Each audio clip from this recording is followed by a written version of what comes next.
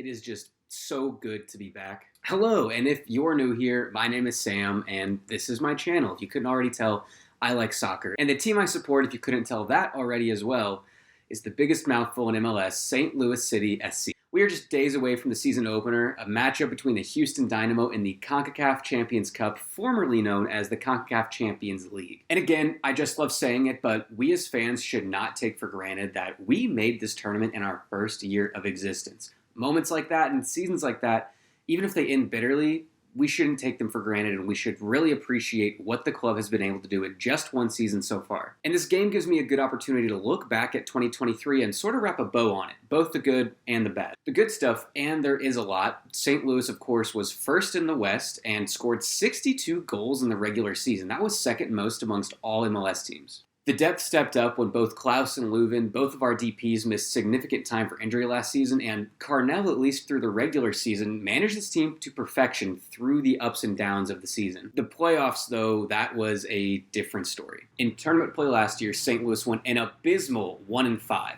We lost both games of the League's Cup, one to Club America and one to Columbus Crew. We got swept in the playoffs by Kansas City, and in the U.S. Open Cup, the only opponent we beat was USL side Union Omaha. When you factor in the other rivalry games between Kansas City and the Chicago Fire, St. Louis went 3-6 in what I would describe as big games. Champions Cup gives this team a chance to start the season on the right foot, not only to win that first game and potentially progress to the next round, but also to just exercise those tournament demons from last season. And looking ahead to the regular season, teams that make deep runs in the CONCACAF Champions Cup or League, whatever you want to call it, they don't typically do well to start the regular season. I feel like this fan base already expects this team to perform really, really well considering all the expectations we blew out of the water last year. And I'm here to say that we really maybe shouldn't. We did blow all those expectations out of the water 1 year ago, and even I had them ranked 11th, and I thought I was being optimistic. But if this team isn't a contender for the top of the West this year, that should be okay with all of us, especially if we're going on a deep CONCACAF Champions Cup run. And even if we aren't,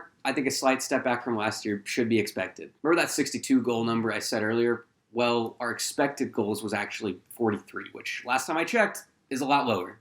So stepping backwards just makes sense. You know, there are teams like Austin FC who completely fall off a cliff and show that their good year was a fluke, but I don't think we're there. I think that we are able to perform at a higher level, and we have the depth and the necessary star power needed to at least compete. So this year, I'm assuming Carnell has a few goals for this team. Number one being play better in tournament play. That's the League's Cup. That's playoffs. And that is the Open Cup, I really hope. We don't know what's going to happen with that tournament yet. I hope to God that these teams still play. Goal number 2, make the playoffs. Don't let last season fool you. Austin FC, I'm using them as an example yet again. They had a really, really great 2022.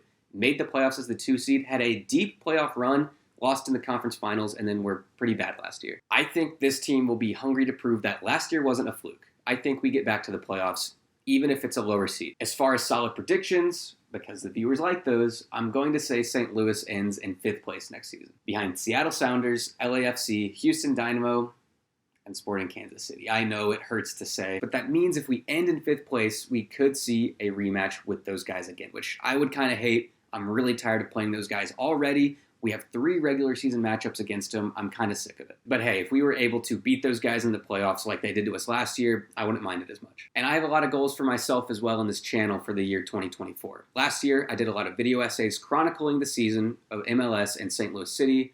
During the off-season, I made some highlight tape videos, but this year I want to do something different. After every single game, you can find me right here reacting and recapping the game that we just watched. Come here to share in my joy or to commiserate after a bad game. But if I'm being honest, St. Louis hasn't given us much to be sad about yet. I'm super excited to see what Season 2 has in store, and I hope you join me throughout this journey. I'm excited to get it going.